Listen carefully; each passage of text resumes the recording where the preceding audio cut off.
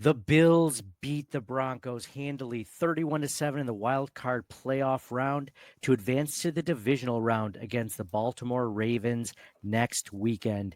We are going to recap this entire playoff win by Josh Allen and the Buffalo Bills. Let's go. Hi, I'm Bills defensive end Greg Rousseau, and you're listening to Nate and the Fellas on Circling the Wagons podcast. Nobody circles the wagons like the Buffalo Bills. Go Bills! Where else would you rather be than right here, right now? Hey, hey, let's go Buffalo! Hey, hey, let's go Buffalo! The Bills make me wanna shout! Hey, Bills Mafia, welcome to another episode of Circling the Wagons, a Buffalo fan base podcast. I am your host, Nate, guys. Thank you so much for joining us as we talk about this Buffalo Bills win against the Denver Broncos 31-7 in the wild card playoff round. We are going to go over our general thoughts of the game, stats of the game, our Sweet Sassy Molassy plays of the game, our wall of fame and wall of shame, and of course, we're going to get some reaction from Bills Mafia and go over all that stuff. So we have all that planned today. But first, I'm joined by my co-host, Mike, this episode. Mike, what's going on, brother? Hey, a win in the playoffs. It's always a good day, man. Did you? With you? It's good to be here, man. Did you? Was there any bit of you that was a little worried after the first quarter? Because I'll be honest, I started off the first quarter.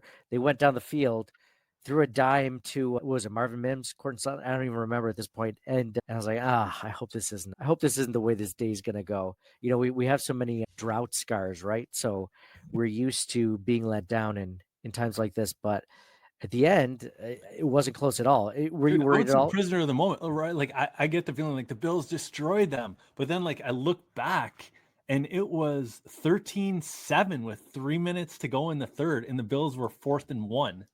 Right? Yeah. Like it was uncomfortably close for 3 quarters. Good. That's how I felt too. It was just like, I was on pins and needles. Like, like this. I feel like the Bills should be winning by more, but I'll just take a win. I don't care how we get it. Yeah. No doubt. They turn it on, and all year they've been a second half team, right? Third quarter, they make the adjustments. But yeah, even throughout the third, you're just waiting. And like, I kind of wanted to, like, what are the odds? You know how we used to see those commercials all the time for like Amazon analytics, like, oh, what are the chances of this catch being like, calculation 3%? Like, what are the odds of that Allen scrambling around?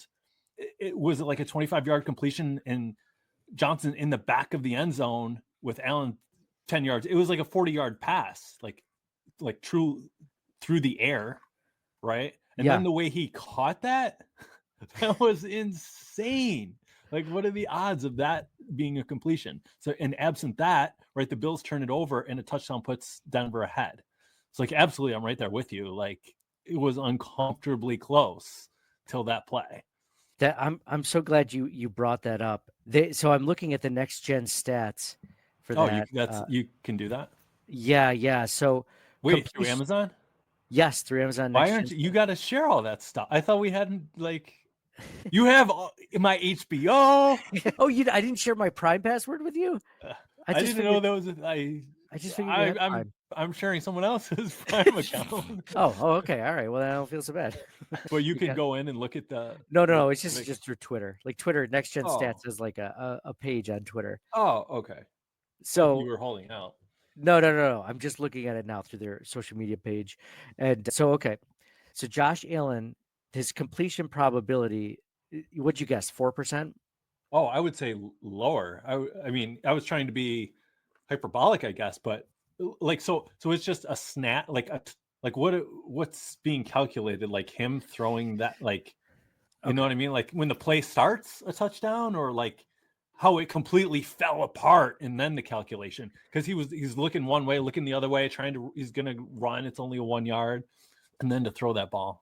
Hold on. You know what I mean? Like yeah. I get what you're saying. Let me share this. Yeah, 3% with you. What we're looking at here, I can show everyone that's watching it live with us. This is Josh Allen and the Ty Johnson touchdown. We should time to throw 6.78 seconds. The distance that he actually ran to catch this pass was 67.9 yards, even though the snap of the ball was at the 24-yard line. 67.9 yards. The completion probability was 15.6%. So more than what I thought it was going to be based on that. Again, but like that's amazing, but then it also doesn't take into account like he's sliding, and then like it would not have been a completion had that foot, like how, like his foot was out of bounds but didn't touch, right? Yeah. Like even I know, how did he like, do I it? totally get what you're saying, but when you factor in like, oh my gosh, that was so close. I have no idea how they did it so that it wasn't like less than 15.6%, because I agree, like everything that you mentioned, I think it was just like the completion probability. They must be doing it based on how likely this play is to end up as a touchdown or a completion versus, like you said, the knee getting down inbounds and him not having like a toe or a heel touch the out of bounds area, and then like him actually holding the ball because he had to slide to catch it, and him cradling it. And not, I mean, like 3% sounds almost generous when we talk about it out loud, and they said 15. It'd be funny if this is all just like the completion probability, if it's just like some guy typing like, yeah, 15%. What are these idiots going to believe? 15.6%. Man, that sounds about right. Yeah. We're watching this video and it's like we count the yards. It's like that's not 67.9 yards he's running. It's only 40. Like, those idiots won't count it. Yeah, interesting, huh? But it also made like they blew it out in the fourth quarter, like really opened up the game. But if that goes the other way, right? Like Broncos get the ball and a touchdown puts them ahead. Like it's wild to consider, because so much is predicated on how exactly that play turned out. Well, I'm glad that you mentioned earlier that you feel like you were like we're prisoners of the moment, and that moment for a long time, like you said, for almost 3/4 of the game was not very convincing. And there were a lot of plays that helped the Buffalo Bills get to that point where they made it. Like I'm just thinking out loud, like Denver missed the field goal before halftime, right? That was huge, right? Just Oh, more like from a morale standpoint, like to have the lead instead of like them coming back to tie it right at the end, because they marched down there to get in field goal range like nothing. Oh yeah, the Bills again, another long third down, and Cortland Sutton catches it right near that red line where it says, where his field goal range is, like, oh, he just catches it and just runs right out of bounds just perfectly. 5 seconds left, just enough time to kick a field goal. Oh, yeah. And they had a lot of drops too, it seemed like, or Knicks like put the ball on the money, like in their hands. I know. Do you ever feel like part of this, that one of the reasons why the Bills won today, obviously I think they're a better team. Their seeding was a better team. They had a better record. They didn't have a rookie quarterback. I think a lot of their success today had to do with the fact that they've been there before, right? So they've played enough postseason games to know that even though you're down 13-7 with only a little bit of time left in the third quarter, that the game's not over. Like you still have to put you just have to keep your foot on the gas. So other teams, younger teams, might be like, they got that first touchdown. This is great. We belong here. We're not just, because this whole time leading up to it, I had the feeling that the Broncos were just happy to be there, right? Now, they won't come out and say that, but I had this feeling like, they ended their long playoff drought of, which is crazy. Their like second longest playoff drought was 7 years, 8 years, 9 years, or something like that. So it's funny that it happened like that. At the same time, I don't know about happy to be there, but I know, I don't think that they felt they were the better team, had more talent. Like a lot would have to go their way for them to win. But because the games are so short, such a small sample size, you never know, right? You never know. The best team and the worst team are not separated by all that much in the NFL. No, and analysts were playing one game. Just one game, anything could happen. And that's why a lot of analysts, they weren't necessarily picking the Broncos, but they were saying, I could see this being an upset against the Bills. And I think that's why, because they were a young, hot team and you never know what's going to happen. Like I mentioned, I think they were happy to be there, but they weren't necessarily, a lot of them are younger. They're not prepared for the stuff. It's just like the Bills. Remember when the Bills they broke their drought and they went to play the Jaguars. You went to that game, if I'm not mistaken. And like at first, you're just happy to be in the playoffs. Like this is great, man. I'm just happy I got invited, right? And then at some point, you actually have to perform. It's like, oh wow, like this is huge. And away game against a really good Buffalo Bills team in a hostile environment, that's a lot for an entire younger team, much less a rookie quarterback to deal with. So I'm not necessarily surprised that the Bills won, but I mean, I kind of expected them to, for all of those reasons that we mentioned, the health, a lot of things leading up to it. So like the Broncos defense, clearly a good defense, great at getting to the quarterback, great at getting pressure on Josh Allen, great at, like stopping offenses, but they haven't played an offense like the Buffalo Bills. And I thought that, I'm glad it showed up. I'm glad that even though it was close for a good portion of the game, that they showed up and it ended up not being so close. So, Mike, here, real quick, I'm going to go into stats of the game in today's win. Let's see. Stats of the game on offense. Josh Allen, 20 for 26, 272 yards, 2 touchdowns, 0 interceptions. He also had 8 carries for 46 yards on the ground. James Cook, leading rusher for the Buffalo Bills, 23 carries, 120 yards, 1 touchdown. James Cook was cooking up a stir fry tonight. He was crushing them. Ty Johnson, 9 carries for 44 yards. And leading receiver for the Buffalo Bills today, Mike, if you had to guess off the top of your head, and I love doing this because I feel like it's never completely obvious because of the way that the Bills can beat you with multiple different receivers. They had some long plays, they had some short plays. Josh Allen put up 272 yards. The leading receiver for the Buffalo Bills had 68 yards. Do you know who that is? Probably Samuel based on the one play, right? That is correct. Curtis Samuel. 3 receptions on 3 targets for 68 yards. He had that long 55-yard touchdown in the fourth quarter. But Khalil Shakir was right on his heels. 6 receptions on 6 targets for 61 yards. And then it was Dalton Kincaid had 3 receptions on 3 targets for 47 yards. He had that long 35-yard catch. I think that was in the fourth quarter also. Dawson Knox, 2 receptions. Dude, that catch, though, what I liked about that, right? Like the Bills knew it looked like a catch until you slow it down. But everybody was on the same page, like, hurry up, get to the line and snap the ball for the next play. So like it was indicative to me of good, like I was very impressed with the coaching, like throughout. A couple penalties with the false starts and stuff like that. But overall, like situationally and making the adjustments, like I liked the coach, like nothing makes me more insane than right. Like it was so smart of them to such a long pass in a crucial spot to Kincaid. Like they got right up to the line and snapped the ball. Like love to see stuff like that. Oh yeah, for sure.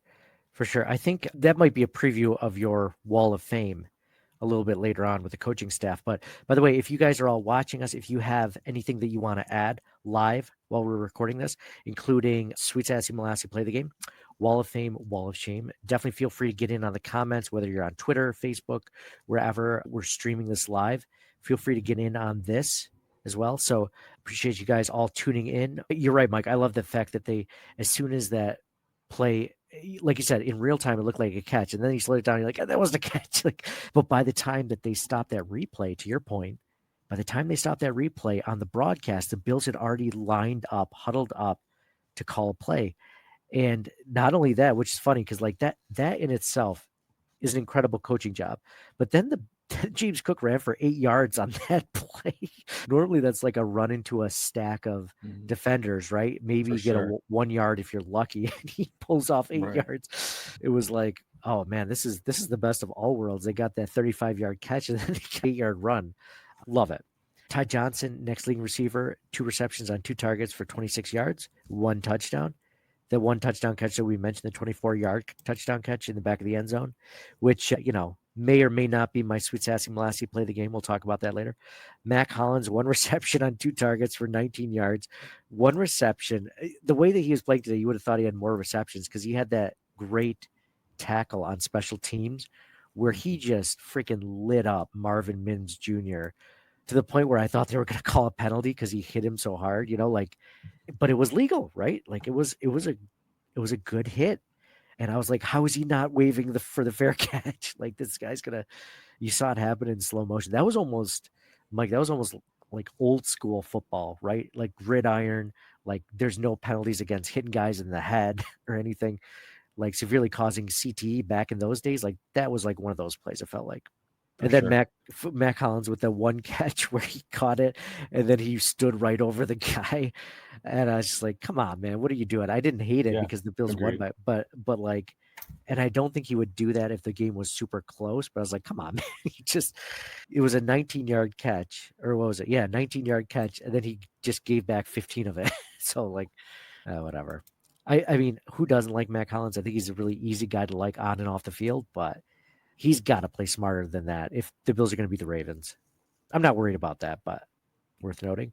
And then Keon Coleman, 1 reception on 3 targets for 5 yards, and then Amari Cooper, 2 receptions on 3 targets for 8 yards. I definitely bet the under on this one for Amari Cooper because I didn't think do so well against Patrick Surtain, and he didn't. The Bills defense leading tackler for the Buffalo Bills today was Terrell Bernard, 5 tackles, 1 assist. Matt Milano had a sack today. Greg Rousseau had a sack today. Bills not getting any turnovers today, but then again, they didn't really need to. Tyler Bass was 3 for 3 on field goals today, but they were fairly short. He had a 20-yard field goal, a 27-yard field goal, and a 34-yard field goal. So nothing too crazy, but hey, he hit them all, man. And that's about it. On the Denver side, I'll do real quick. Bo Nix, 13 for 22, 144 yards, 1 touchdown, 0 interceptions. He was also the leading rusher for the Broncos too, 4 carries for 43 yards. Javonte Williams, next leading running back, 7 attempts for 29 yards, 0 touchdowns. Leading receiver for the Broncos, Cortland Sutton, 5 receptions on 9 targets for 15 yards, no touchdowns. Troy Franklin, 2 receptions on 3 targets for 54 yards, had that 1 touchdown, that long 46-yard touchdown on that first drive by the Broncos where you're just like, oh, that stinks. And that's also a guy who's had like really big, he's a rookie, he's had big drop issues this season. Not that play. I was like, of course, as a Bills fan, you're just like, of course, this guy's not going to drop the ball today. Not this time. And that's about it for stats of the game. All right, Mike, time to go into our sweet, sassy molasses. I would say, just to piggyback off the stats a little bit, like time of possession was ridiculous, right? And then just for the Buffalo Bills, you mean? Yeah. What was it? Do you remember? I'll get it for you, but I just wonder if you knew it off the top of your head. Get it for me. Wouldn't that be funny? It's like, it's 33 minutes to 27 minutes, Mike. It's not that bad. No, time of possession was 41 minutes, almost 42 minutes to 18 minutes. So absolutely. Wow. Yeah, that's crazy. 26 first downs for the Bills to 13 first downs for the Broncos. You know what makes me feel good about this game, Mike, is in looking at that, the Broncos legitimately have one of the best defenses in the entire NFL based on a lot of different metrics, based on statistics. Like they're just a great defensive team. The fact that the Bills could put up 31 points and then sit Josh Allen for half the fourth quarter, like that gives me a lot of hope because the Bills have been able to do that all season for the most part against good defenses, but doing it in the playoffs is another thing, as you know. So I was really encouraged to see that. I think Bills Mafia should be excited about that too, especially going against the Ravens, who have been like really good defensively as of late. They didn't start that way, but now they're really good defensively. I mean, I think that's a good sign for the Bills. I'm glad you brought up time of possession and whatnot. Total yards, it was 471 to 224 for the Bills. Bills third down, 8 for 15. Broncos only 2 for 9. Yeah, third down was wild. Like at the beginning of the game, right? It seemed like those first couple drives, they'd always go to third down, 3rd and short, and Allen would convert it. Like, geez, you can't overstate the impact that he has on the team.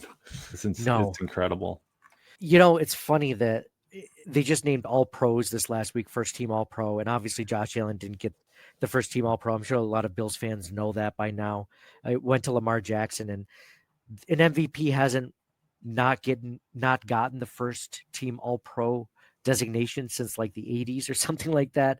So it feels like, unless something happens, that Lamar Jackson is going to be the MVP. It's possible. We'll see what happens. I disagree. You don't think it's over? I think it's Allen. You mean you think that the MVP voters will vote Allen, even though they didn't vote him? Yes, I think Josh Allen will win the MVP. You disagree? Oh, what are we going to bet? I think he should. Don't get me wrong. I don't. Whatever. You think he will? Yeah. Oh, okay. Friendly bet. Let's see, Mike. What can I bet with Mike? Let's see. if Lamar Jackson wins the MVP, do you want me to do something, or is this like a monetary bet? Money, I feel. You're like, money I don't need. But embarrassment I feel live like on the podcast would be money much better. more may cause bitter Yeah, Nate to conflicts. rear Like, yeah. his Oh, Bitter Nate's ugly head. already reared his ugly head right now. Just the fact that you even mention it, that you would even insinuate. Let's see. You take me out for a nice dinner. I'll take you out for a nice dinner. I'll take you out to that garbage plate here or garbage place here in Webster that you keep talking about. You All won't right. shut up about. So I want to. All right. I would have to hear about it. I would love to. I wanted to check it out. So let's do it. You Okay. heard it? Okay. I think I don't want Lamar Jackson, but it just feels like everything's going that way. I mean, I don't know if you saw his. So we're agreed? We're agreed. Yes, we're agreed. Okay. Because we can't shake hands personally. So while you're in the comments, everyone, if you're in the comments and you think that, let me know if you think who's going to win the MVP now. Will it be Lamar or Josh Allen? It just feels like did you see the poly market betting? It went up dramatically for Lamar Jackson. Like Lamar Jackson is like minus 300 and Josh Allen's like plus 500. Really? So yeah, you should have made that bet. Shit. It's funny because sometimes I think those things are so dumb, right? I'm like, oh, just like with the predicted everything. Yeah. So far, like the election, I was like, oh, everyone was saying it's like 50-50 and Trump was like plus 300. I'm like, that seems like a lot. It seems like it should be more even. A pick 'em, right? Nope. So they've been right so far. I mean, it'd be so easy for the voters to like get together and like go, okay, here's what we're going to do. And we're going to put our 401ks into. Oh yeah. Poly market. That'd be so smart of them to do that. You imagine like I could just picture it being, like a new member of like the MVP voting comes in. He's like, hey guys, nice to be here. All right. Yeah. Come to our secret meeting that we're holding. We were all colluding. Anyways. Yeah.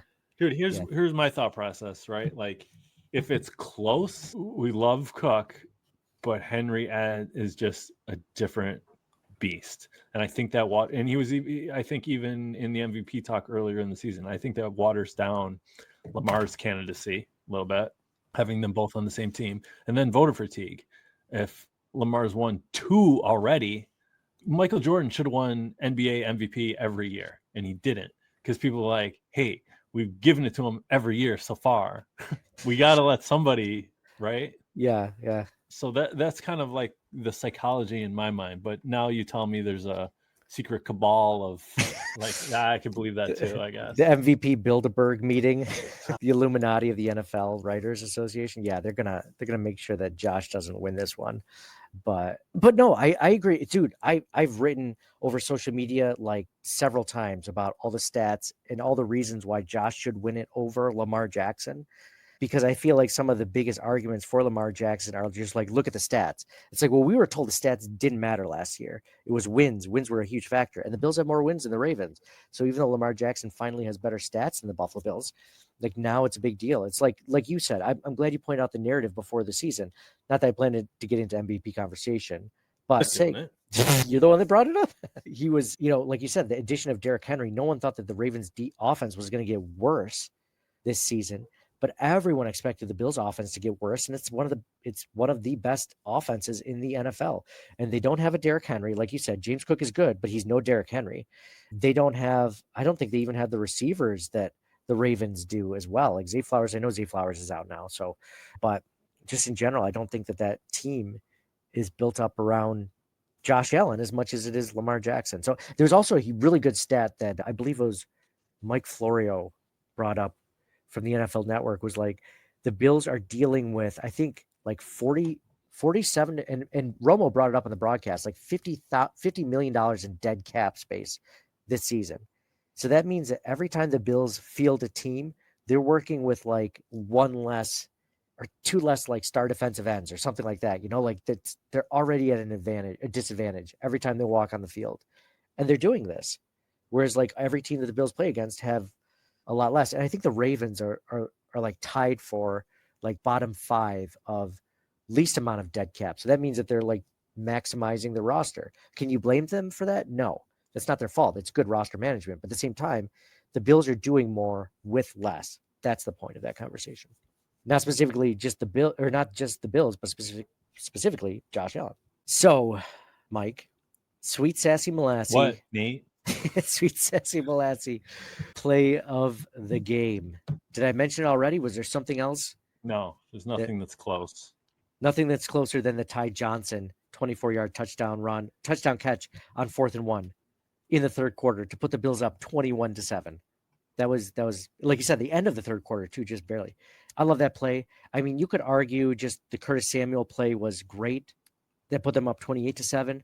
I'll tell you, I wrote down a couple when they happened, and then they always get moved to the bottom as the game progresses. But in the first quarter, it was 7-3, and Milano ran down Nix for the 3 and out. I'm like, that was awesome. Needed that. It was so early to say it was a game-changing play, but if the Broncos marched right back down and scored a touchdown, like, oh man, it's totally different. And then in that first quarter too, like Dawkins pulling like I think the run ended up being like 16 yards, but it was like 4 yards until Deion Dawkins like I've never seen that before. Like there's always pushing and then the guy just falls down. Yeah. Right? Like that was pushing and it went another 12 yards. Yeah. It felt like. And like just the whole team being on the same page. I thought those really stuck out and were huge to me. And then the third quarter, the no holding call on Kincaid. Oh, yeah. I have never seen a ref go over to the quarterback on the bench. It seemed like hat in hand. I don't know. Dude. Like, oh, Chiefs fan coming in peace. Like, oh, sorry about that. like I've never seen that. So right before we recorded, I'm glad you brought up that play, Mike. Right before we recorded, I just saw the press conference where Josh Allen was asked specifically about that. Like, what did he say? Yeah. So this is interesting because what I thought he said was like, sorry, we screwed you on that one. Like that blatant hold, which, by the way, that hold on Kincaid, blatant. Like everyone saw Terrible. it. Yeah. Terrible. It was very obvious. I mean, Josh Allen could see it from 25 yards away, right? Clear as day. The refs didn't see it. That's fine. Whatever. That's one thing to be upset about. I get it. But if they weren't so damn, readily able to just call a penalty on the Buffalo Bills for holding all the time or whatever, like do it both ways. If you're going to call them all, right? If you're going to let them play, that's fine. But like, don't do this. Like, well, we're going to call this one on Christian Benford. That's obvious. And it was obvious, but not call the other obvious ones against the other team. I don't know. It just feels like week in and week out, the Bills are always playing two opponents. And it feels like that's not going to change anytime. And I don't know. I disagree. Like it stings when it goes against you, but sometimes I'm surprised it's calls we get in our favor too. So like I really try not to be right. Like, oh, the refs screwed us. I don't think they screw us. Because every fan base says that same thing. Yeah, but I feel like it's more. There's always I hate when people say that, like such resolute, definite. Like it's always like this. Certainty, yeah. You never take out the dishes, or you never take out the we're trash. talking to our fathers. Talking to our fathers. So I want to say, like, let's say there's a caveat. Yeah. Like let's say there's 6 poorly called plays each game. I want to see at least 4 or 5 of them. It feels like are against the Bills each week. It's never usually 3-3 or 2-4 where the Bills the Bills got the majority of it. I feel like that rarely happens. So anyway, but maybe the Bills are actually doing it more. So what what the ref actually said to him was, you can't yell at us like that. Like you can't. He came over and be like, dude, you got to freaking, calm it down. You cannot yell at referees like that. So it wasn't so much like, hey, that play, yeah, you're right, maybe it should have been called. It was nothing like that. Like that guy was just like, you can't yell at us like that, man. All right, something bad's gonna happen. It reminds me of basketball when Squeak's like, dude, I swear to God, you guys make fun of me 13 or 14 more times and I'm out. But no, he was basically just giving them the like, hey, and some fans in the NFL would probably see that as the Bills getting preferential treatment. Like they might throw the flag against a Bo Nix for yelling at the refs, which is that's a fair assessment. It might be like that, even though it was completely obvious that it was holding in the end zone. I mean, he basically pulled him down. So anyway, All those plays were really good. Sweet Sassy Molassie plays of the game. Honorable mentions, obviously. We mentioned the big one. Mike, I'm so happy you brought up the Matt Milano first quarter sack. The Bills were down 3-7, and the Bills didn't look great offensively, and the Broncos were looking good offensively. Taron Johnson just got injured on the play beforehand. So you're like, shoot. It just felt like an avalanche of what else can go wrong for this team, right? They're already losing against a team they should beat, and now they're losing their star cornerback, if not one of the best players on their defense, in Taron Johnson. You're just like, this looks like he's down with a head injury. It's maybe a concussion, at least. Best case scenario, it's a concussion. Like this sucks. And then Matt Milano, who's been injured all season, is now in his 30s, like ran down Bo Nix like he was right out of college, right? Like he looked great on that play, and he saved them. And that play led to, like you said, the punt to force a fourth down. The Bills punted, right? Or the Broncos punted to the Bills, and the Bills got their touchdown, didn't look back, right? Like that was the Gettysburg play of the game. In my opinion, that's when the game truly changed. You mentioned a lot of good plays. Denver. Another thing I liked is like they gave up the fake punt, right? Which was unfortunate. But then it seemed like it galvanized the defense, and they came right back out and stopped them right over again. So like that went from, hey, awesome play call, gutsy, we're going to steal the momentum back. Like, oh, even when things go perfectly right for us, it doesn't even matter. The Bills came right out and stopped them. Yeah. So I loved how that momentum meter just shifted so decisively when they could not capitalize on that. For sure. For a Bills defense that's taken its lumps this season, that was great. The ability for them to like reclaim themselves. And my only disappointment there, I would say, is like the defensive line. Like you watch some of these other games, and it's like they're getting at the quarterback constantly with the pressures, the hurries, like, and you're like, oh, maybe Von Miller is going to wake up to play the Broncos, but no, he didn't. He just runs by. So this is interesting, Mike. Like I agree. It was so dynamic. Imagine if they had an actual pass rusher on there, like consistently good pass rusher. Agreed, 100%. And I actually was going to put the Bills pass rush on my wall of shame later, but listen to this stat. According to Next Gen Stats, Bo Nix was pressured on 14 of his 27 dropbacks. The Bills' pressure rate of 51.9% was the highest he's seen all season. So it didn't look like that, though. It looked like he had plenty of time, each play, not each play, but a majority of them. But here it says that he was pressured for most of the game. That's just a guy in a room typing things, man. Dude, can we make it an inside joke with only the listeners and the streamers that I just make up stats of like the Bills on Twitter? You could create a Twitter account. Yeah, Next Gen Stats. I'm just gonna like do it from our CTW account and just rattle off stuff that's not completely real. Did you see how that one? We already talked about this a few weeks ago. That one Aaron Rodgers brought up this stat that was completely made up on Twitter. Yeah. So that stuff would just catch like wildfire. Like Von Miller was, held on 60% of his plays, and people would be like, yeah, well, you can't say 60% because people will catch on and be like 61.8%, right? Yeah, that sounds real. I'll just if you really want to do your homework, just see how many snaps he took, right? And actually, so if anybody did the division, if he played X snaps, about 3/4 he was held, and divide it out, and there you go. Yeah. Nobody's going to check beyond that. Don't give the percentage of snaps. Give the actual amount of snaps, right? Like do the homework. Do the homework. How much was he on the field, and then just make it up. Yeah, I should do that right now. See how well that goes. See how much it takes off. Dude, it's who's going to retweet it? Von Miller. Why wouldn't he? Like that's what I'm talking about. No, it's not me. It's the holding. It's the holding that's the thing. That's why I'm not getting as many sacks. So my Gettysburg of the game, the turning point of the game for the Buffalo Bills, in my opinion, was Milano, like you said, getting that stop in the first quarter, which is crazy to think a play in the first quarter. And then an honorable mention for the Gettysburg of the game would be the missed field goal before halftime that we talked about. That Denver fake punt play was, in my opinion, inexcusable for the Buffalo Bills to have happened to them.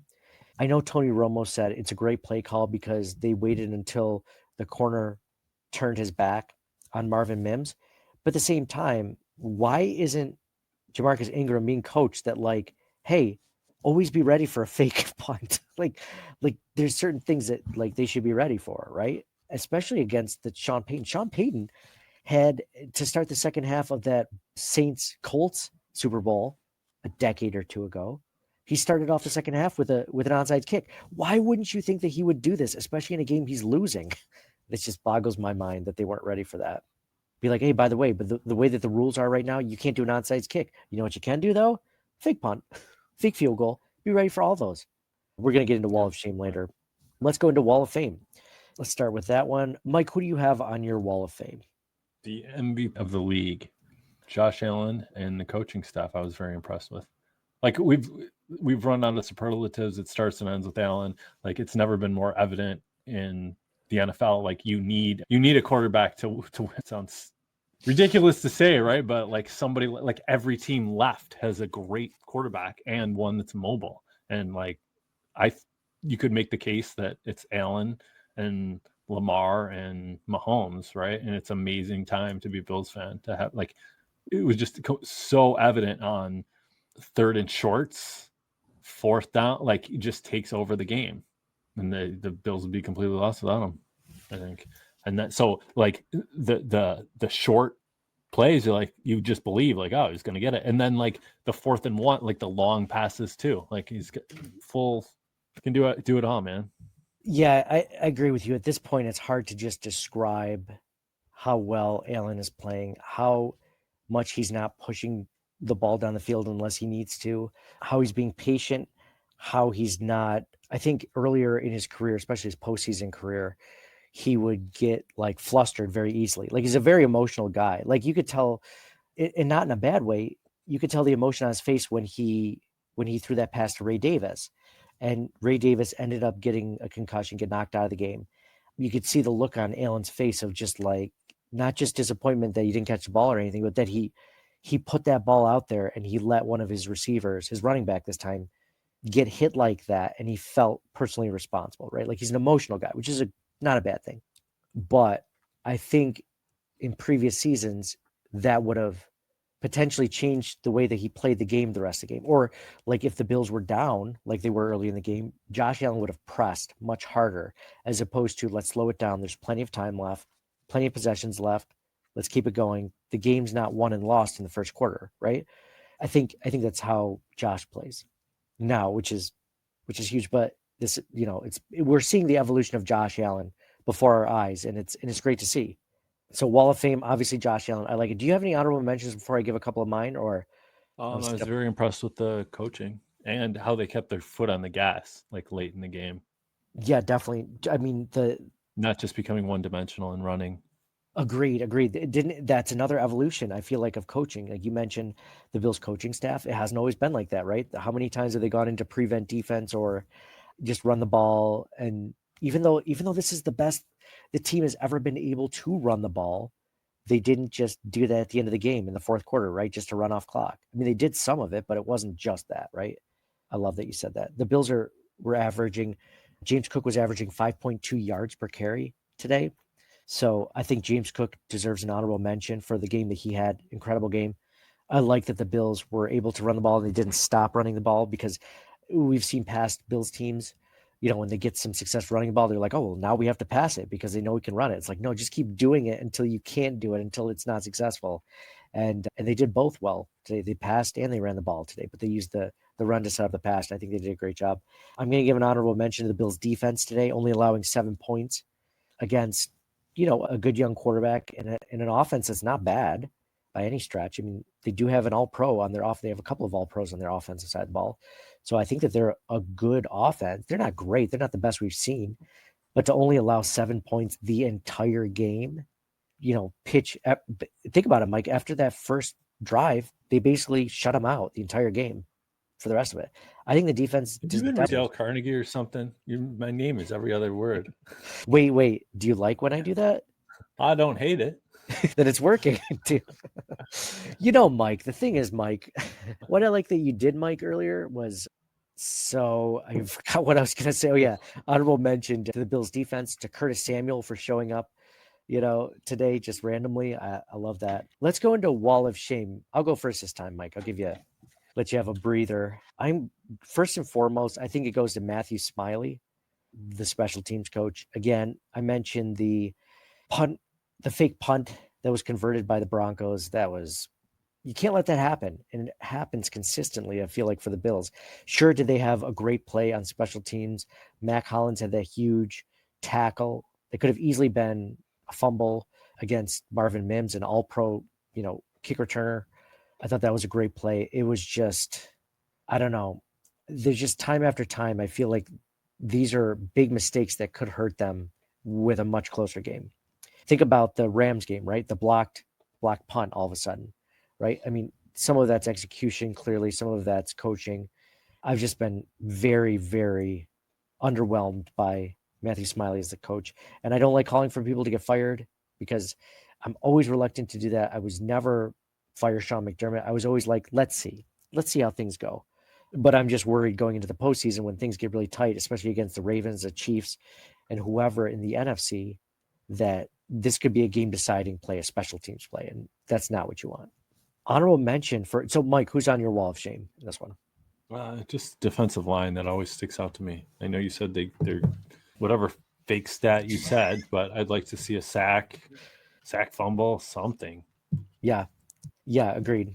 And those pressure, that fake number that I gave you earlier for 51.8% pressure on all of his dropbacks, that could have also had to do with like corner blitzes, right? Or linebacker blitzes, because they weren't able to get any pressure with just rushing 4, right? Agreed. Defensive line deserves an honorable mention for wall of shame.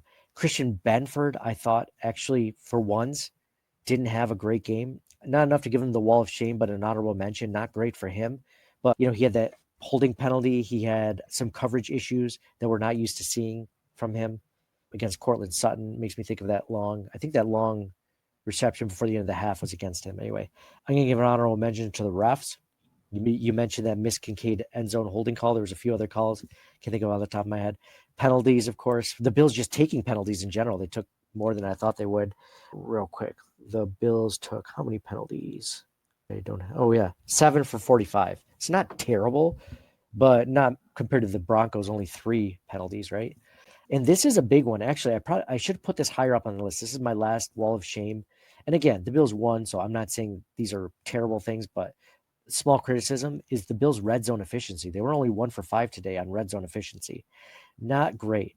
But then again, the Broncos have a good defense, so you could justify it. You can justify anything, Mike. It's just anything you want to, but that was disappointing. I think I expected a little bit more from Josh and the Bills' offense. Again, they scored 31 points. Only 1 was actually in the red zone. So, yeah. So, Mike, I'm going to share my Twitter screen with you guys after every game. If you're not following us on Twitter, please do. We're at CTW Pod, like Circling the Wagons Pod. We're on that. We're like that on all platforms, by the way, whether you're Instagram, Facebook, TikTok, YouTube, whatever. We're at CTW Pod. And after every game, I say, what's your hot take for this win or loss? And let's get some feedback from, by the way, if you're in the comment section and you want to get in on this, whether, we have a few thousand people now watching. If you want to get your comment in, definitely feel free to. First one I'm going to read, George Lucas. I didn't know he was a Bills fan. The Bills and Ravens are the best 2 teams in the AFC. Next week's winner is going to the Super Bowl. That is a good take. It's a hot take. They're basically saying you can just go right through the Ravens. I like it. Swank 24/7 Buff Fandemonium on the Buffalo Fan Base Network. Swank says the defense has figured it out, and this is possibly the best Bills offense we've ever seen. I love that take. I love that take that the Bills defense is figuring it out at the best time of the year when it really matters. Let's see how they do against the Ravens next week, because that offense is on fire. So we'll see what they can do. But again, they look good this week. Big Mike says, hot take, this Bills win is not as impressive as some may think. I'll take for sure. But the real test is next weekend. Agree? Sure, a good playoff team. The Bills have beaten good playoff teams this season. But yeah, next week is definitely the ultimate test. B Mormon 2020 says, team win, rushing game up. Is the D-line good? ? I don't really understand. Mike, that sounds like your burner, B Mormon 2020. Mike, if you were to end the season right now and we were looking into the offseason, biggest list of needs on the team, position-wise, you'd have to say is either defensive end or defensive tackle, someone that can get pressure, right? Mhm. Like without a doubt, it's got to be somebody that can pressure the quarterback, no matter what position, just somebody on the defensive line that can get to the quarterback. For sure. I agree. If they like, so they have good pass rushers. I think Greg Rousseau is good, not great. I think he's really, really good at stopping the run. He had some really good plays, defending the run, but he's not an elite pass rusher right now. He's good. I think the Bills are missing that. If they had this, I feel like that's the one piece they're missing besides like maybe a number one wide receiver, Jamar Chase, but it feels like they don't need that. They're missing a stud pass rusher on the defensive line. Big R says Wall of Fame, Cook, Josh Allen, O-line, Curtis Samuel, and the defense. Wall of Shame, refs for refusing to call hold on Denver, and the people who picked the Jets and Dolphins to win the AFC East. It's a good one. Sweet Sassy Molassie or the Gettysburg, the 4th and 1 YOLO Ty Johnson touchdown. YOLO Ty, I love it. 4th and 1. By the way, Mike, you said coaching deserves, Wall of Shame or Wall of Fame consideration, and them going for that on 4th and 1 when the game was where it was, I could easily see a younger Sean McDermott saying, I'm just going to take the field goal, right? I love that he was aggressive on it and it paid off. Jeez, and the way that play developed, I would have taken the field goal at any point up until even after the catch, right? And you're like, I don't know. I think so, but you could easily see it being overturned. It's right at any point during that, you might have been like, I will take the 3. It's like a bet you make on like a betting app, right? And like halfway through, like it's looking okay, but it's not looking good. And it's just like, do you want to cash out for $3 out of the $50 you bet you made? It's like, man, maybe I should. Maybe I should kick that field goal. Nashville says pass the ball more. It's your hot take, pass the ball more. Maybe. I don't know. They ran the ball really well. Koala Bear Khan says hot take, whichever team wins this game will win the Super Bowl. I love it. I think that's very possible. Andrew, I say that, but then the Chiefs beat the Ravens at the beginning of the season. So I don't know. I feel like, we mentioned Josh Allen not getting the MVP, potential disrespect for the Buffalo Bills, 0 first team all pros for a team that went 13-4, had the second seed in the AFC, 0 all first team all pros. Disrespected for sure. Doesn't it feel like the Chiefs are kind of being disrespected? You mentioned, Mike, how people were just kind of sick of voting for Michael Jordan for MVP. Don't you feel like everyone's kind of just stopped talking about the Chiefs? Like they're not really that big of a deal. Like they're very much a big deal. I feel like they just don't get as much national attention as they really should. I disagree. I just think it's because of the bye. Because of the wild card week, okay. Right? Taylor Swift, cultural phenomenon. Like every kid you see walking down the street has them. Every kid, it's either Steph Curry, Ronaldo, Messi, or Mahomes. Front runners, man. Those kids. For football, it seems like every other jersey is Mahomes. Like I don't think the Chiefs. It's partly a function of the bye, and they were not dominant this year. But they only lost one close game. But every game was close. So it doesn't feel like an inevitability like sometimes it does with the teams that are completely stacked, right? Like number one and then everybody else. Yeah, that's a good point. It could just be recency of the fact that they didn't play this week. Andrew Freeman says Ty Johnson touchdown is a sweet sassy molassie play of the year. Ooh, play of the year. Man, that's we're not going to go into it, but I have a few plays that would probably rival that. But yeah, that's a good one. It's top 5, top 10 for sure. If he even has a foot down, this is a totally different game. That's a good point, Mike. So that was the play that the Bills went up 21-7. If they don't convert that fourth down, then all of a sudden, the Broncos get the ball back at their own 24-yard line, right? So it is a considerable swing. Maybe the momentum goes back there. That could be the Gettysburg of the game if you look at it from that standpoint. Charles Byrne says, hot take was a defense. Wasn't pretty or spectacular, but they held Denver to 7 points. Wall of Fame, Josh Allen's matured and was not forcing the ball in. Wall of Shame, the refs who failed to call blatant holding calls on Denver right in front of them. And the Gettysburg was a Samuel touchdown. Anakin Skywalker says, prayers up for Ray Davis. Curb stomp today. Enough said. The line of scrimmage will determine next week. We have to hit Henry in the backfield before he gets rolling. He's the absolute X factor. Same sentence. If we can get the push up front and run the clock, we're in business. Defend our dirt. I love it. I love it. Matthew David said need better first halves on offense, potentially. Anthony says offense left a lot of points on the field, including self-inflicting penalties. We were too much. Also, refs were a bit blind on several plays that could have been called and shouldn't have been called. Absolutely. Jason Statham says, hot take, in order to beat the Ravens, we need to get sacks early. Make Lamar play behind the stick all first half.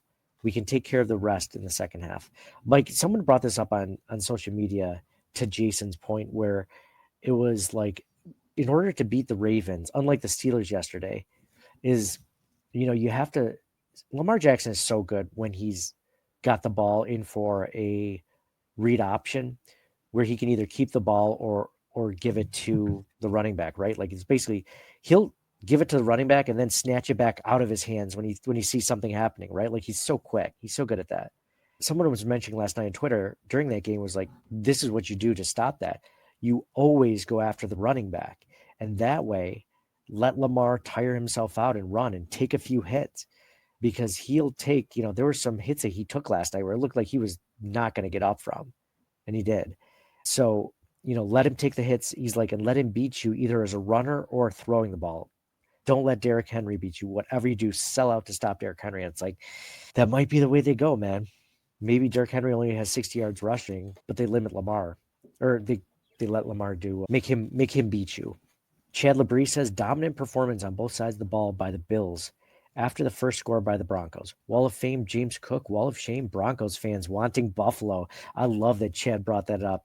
Did you see that clip, Mike, where when they got into they're like, we want Buffalo. Do. Dude, we would do the same thing. It would be the only team you play. You just want to make the playoffs. Yeah. Yeah. You just want the playoffs, right? It's not so much that they wanted the Bills because they thought they could beat us. It was that's who you'd be playing if you snuck in. Yeah, exactly. But it's funny. It reminds me of that gladiator thing at the very beginning where he's, where they're fighting the Roman forces are fighting that very, they have like the Romans have all these very intricate technological weapons against the savages. I guess you could call them the German savages or whatever. And then Maximus goes to his leading general or his leading sergeant or colonel or whatever. It's just like, people should know, or the guy says to Maximus, like, people should know when they're conquered, right? Like it's, and then Maximus says, would you, Quintus? Would I? It's just like, you can't blame them for wanting to be in, but it was just funny that they wanted us. It's like, well, you got us. I was trying to think of a good movie clip for a meme or a TV show clip for a meme of a guy that like really wanted to fight or really wanted to do something, and then just like gets his butt handed to him, right? Just think of a movie quote like that where someone's like, all right, come on, let's do this, and then just gets the snot kicked out of him. You know what I'm thinking of actually? Now that I'm saying it out loud, did you ever see Naked Gun? It's been a while. So I own all 3 Naked Gun movies. And in the third one, they finally catch this guy who's like a dirty crook, right? And this old cop that's like Leslie Nielsen's best friend, he's like, no. He's like, I want a piece of this guy. They're like about to carry him out. They're like, no, let him go. I want a piece. He's taking off his like rings, his watches, and he's like rolling up his sleeves. He's like, come on, I want to. And he just walks up to you, hear, like he's like punches landing. They're like, all right, that's enough. Let him up. And then you see him and the cops on the ground just face down. And the criminal is just like, boxing over him. It's just like, all right, let him. He's had enough, guys. So I found my meme for later tonight at midnight when I'm putting it. Yeah. Sometimes you just need to talk about things out loud, man. That's perfect. All right, a couple more before we end this one. Richard W. Griswold, total domination, 210 yards rushing, led by Cook. Johnson and Allard were huge. Rushing defense came to play, going to need an even larger effort next week. Broncos good, but 2 years away. Bills 0 games away. Absolutely. Let's see. Bill Lasso says there are some players on this roster. I think people treat us like Josh does everything, but that just isn't true. Cook had an amazing day running. Ty Johnson had a great catch, and Samuel's run was awesome. I love Josh, but he's not the only awesome player we have. Go Bills, baby. I love that point too. Ty Johnson is my favorite. I wrote this on Twitter. My favorite non-Bill starter, Ty Johnson. And some people had some other good ones like Alec Anderson. There's 6 offensive linemen. I love Alec Anderson.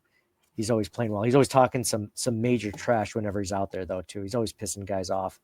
But great player. AJ Tharp. I think we'll leave it on this one. AJ Tharp says, hot take, the curse of OJ died when he did, and we start our Super Bowl run by defeating his most prized namesake, his Bronco. We'll go through Lamar. We'll go through Mahomes, and we'll bring that Lombardi to Buffalo. I love that. AJ, absolutely. I'm going to retweet with that. That one was so good. I'm going to retweet it. AJ is good. If there's a way to sort Twitter so I can put him at the bottom to conclude our podcast, always crushing it. AJ, thank you guys all for listening. Thank you for being a part of this show. Thank you for viewing. If you're viewing this live or later, when I post this later, thank you guys all for being a part of it. Mike, the Ravens next week. Any final thoughts? Do you know what the line on that one is, by the way? Bills are favored by 1.5. 1.5 at home. Okay. All right. You sure about that? What do you got? I think so. I haven't told you this. So we have a DraftKings account together that we bet on. I usually make like one bet a week on the Bills. I used to tell you about them, but you never responded. So I just keep doing them now.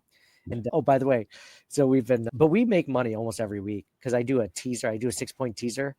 So like this week I bet the under.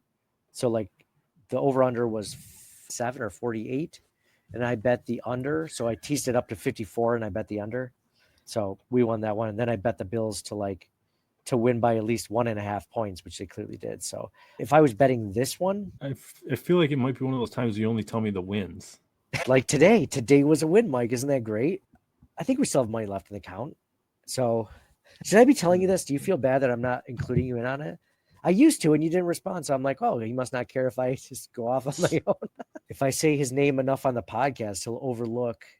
So if you were to bet this one, which one would you go? Which way would you go? I'm taking the Bills, but I'm not. There's a decrease in confidence compared to the Broncos, no doubt. Yeah, no doubt. I'm taking the Broncos and giving 7.5 instead of the Ravens and 1.5, right? Yeah. What's the over under on that game? It's got to be more than 46 or whatever. It's probably, I guess it's like 48 or 49. I've never bet an over under, have I? I guess not to my knowledge, but maybe I have been. You hate the over under specifically. You told me that. Do you have that pulled up? You better do it. I don't know how to. Well, I have this mask on. It won't let me do the code, and I ain't taking it off. So, yeah, 51.5. Sorry, 51.5.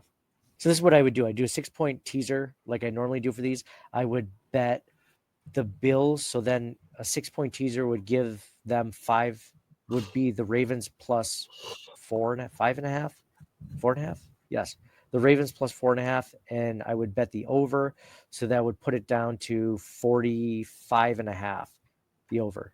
So that's what I would do. I'd bet the Bills on that one. But yeah, I'd take the teaser. I don't mind betting it straight up if I like it, but I don't like that one. So that way, if you bet the way I do, you still win if the Ravens win by 4 points or less. And if the Bills win it all or the Ravens win by 4 points or less, you win. So win. All right. Winning. I like it. Winning's honestly the best. Is there anything better than winning? Gambling with somebody else's money? That's a close second. I'd say, oh, you know what? That is better. Losing and not having anyone find out that you lost their money. I mean, it's almost like there's no consequences, to be honest. So I wonder if it's linked to my bank account. You've also it's like, why am I scraping by? I don't go out. I don't buy anything. That'd be funny. Like, not only am I using our account to make bets, frivolous bets, but I'm also depositing money out of your bank account into the betting account. Like, I thought I had, why am I screaming by? I thought I had a lot more money. Just 200, all of a sudden it's going. It's not even like a DraftKings or like a reputable site. It's one of those sites that has like a dry cleaner as like the charge. Why am I spending all this money on dry cleaning? I don't get it. I can't call it because it's like some out of the country number. Man, well, this was a fun conversation. Thank you guys all for joining. Thanks to Mike, obviously, for being the co-host on this one. It was always fun to talk Bills with you guys, with Mike, with everyone. Bills are looking great. They're hitting their stride. Again, I think this is going to be a completely different game. I understand everyone's worried about the Ravens because they beat the Bills the worst of any team this entire season. But it hinged on a couple plays and injuries. The Bills did not have Matt Milano that game. They did not have Terrell Bernard, I believe, that game. I think they were they had Khalil Shakir was basically fully injured. I think he played a few snaps. But yeah, they lost. The Bills' health so far, knock on wood, is the best it's been in any postseason game. You keep that health, man. And I think the Bills get to the Super Bowl. It's just a matter of staying healthy, in my opinion. So thank you guys all for listening. Thank you for being a part of it. Please like, comment, subscribe on all the platforms, YouTube, Facebook, Twitter, TikTok, whatever the hell else I didn't think about. Instagram, follow us there at CTW Pod. I'm going to put together that Naked Gun 33 1/3 clip tonight as I'm laying in bed and where I should be sleeping instead of being on social media. Trying to get that last hit of dopamine before I go to bed. Get that last hit of blue screen before I close my eyes. Thank you guys all for listening. Signing off for Mike. Go Bills. And for me, Nate, go Bills. It was a fun time talking to you, and we'll talk to you guys next week. Can you inject dopamine somehow? How is that not a illegal? Thing, right? Yeah. Is it just like some blind spot in knowledge that nobody's ever thought of? Are you the first person to ever think about making a synthetic dopamine? Do synthetic oxy. I do know that. Those people got ridiculously rich. Man, there's got to be a way to do that. We just make ours non-addictive or not harmful. Yeah. You can do addictive, just not harmful. Yeah. Addiction is fine. It's whatever. Yeah, it's just like everything's addiction. Yeah. I mean, caffeine. Like petting your dog you're addicted to that. I'm so addicted to petting my dog. I'm addicted to drinking coffee. Pizza. Oh yeah. Candy. Yeah. People get addicted to working out, right? But, you get addicted to anything. It has such a negative connotation when it shouldn't. I mean, there are some bad things to get addicted to. Sometimes getting addicted to pizza and stuff is not the best of all the things. It's not bad. You got to live a little. I was thinking more like hard drugs. Yeah, for sure. For hard drugs. How is there not but that's a great point about this. We're going to talk offline about this. I'm going to do some research about this and see if there's a way to get dopamine. It's just like people drink coffee. You know, you ever think about that in the future of all of the things that, like when people were smoking nonstop for hundreds of years and then they realized finally it causes cancer, right? Mm-hmm. Like that was like nobody before that was like, I wonder if this is bad what I'm inhaling into my inhaling into my lungs for, 60 years. Like this is probably fine. This isn't going to hurt me, right? They never thought about that. What's going to be the thing that causes cancer or ends up hurting people in the future that we're just like, oh, that's fine. Like drinking probably coffee. Wearing these,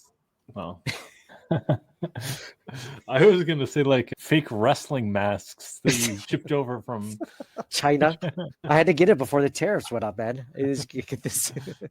But yeah, there's definitely lead in this mask. Can't see it, but this mask did come with like this plastic mesh netting around. So I took it off so I could actually see through it. So like it makes sense when you're wrestling, but not when you're trying to see the screen in front of you. Yeah. But I definitely didn't trim it that well. And there's some like pieces. So if you ever see me doing this on the podcast, because there's a plastic part of a screen, stabbing me in the eyeball as we're doing our podcast. So yeah. Dude, speaking of wrestling, I tuned into I saw a tiny bit of that Netflix. Oh, how was that? Dude, I never watched wrestling before, but like I'm used to like real sports where people are like trying. Like, and wrestling is fake, like they're amazing athletes, whatever, but the decision is made in advance, like who's going to win. But I had no idea. They just stand around, like you'll beat the shit out of somebody and they just like stand around waiting for them to like totally heal and rejuvenate to then come attack you. Like it's so over the top. Oh, really? Even still? Yeah. And then like I don't understand the rules. It's like one guy's totally beating up the other guy, right? And then like four of his friends can just run out. Like what? It'd be like football if you're playing 11 on 11, and then just 6 other guys run out for the other team. Like, oh, that's totally fine. Oh, it's the bench clearing play. Bizarre. I didn't know that they were going to do that play. Yeah. No, I guess you're not really selling it for me. I guess I feel like I don't really need to watch it. Terrible. Okay. All right. Unless you can explain it to me. I feel like you knew a little like back in the day. So I've watched the Mr. McMahon documentary, or almost done with it. and I used to watch wrestling a lot as a kid, but I couldn't tell you now how much they stood around. It felt like they didn't. It felt like it was constant action. Really? It felt like it was, but I'm sure there are a lot of it was like that. So that's funny. That's all, man. That's all.